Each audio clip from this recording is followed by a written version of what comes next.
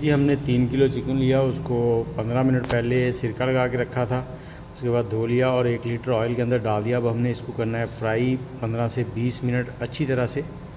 अगर 1 kilo chicken होगा तो 6 से 7 मिनट लगेंगे। अभी इसको पकते हुए तकरीबन 7 से 8 मिनट हो गए हैं। अभी हमने ये 2 इंच अदरक और 30 से 35 लहसुन की कलियाँ और 10 से 12 सब्ज़ मिर्ची इसमें डाल देनी है, ताकि ये भी साथ ही नरम हो जाएं। और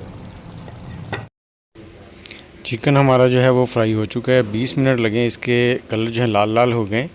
अब हमने इसमें 1.5 किलो टमाटर डाल दिए और इन टमाटरों को हमने बीच बीच में चम्मच चलाते हुए नरम कर लेना अच्छे से। जैसे ही टमाटर गल जाएंगे, इनका पानी खुश्क हो जाएगा, फिर हम इसमें थोड़ी सी कुटी हुई काली मिर्च डालेंगे। हमने इसमें 1 चाय का चम्मच नमक डाला था, आप भी हस्बे जायका डाल सकते हैं। और ये काली मिर्च आ गई और अब इस पर थोड़ा सा कटा हुआ अदरक और कढ़ाई हो गई है रेडी।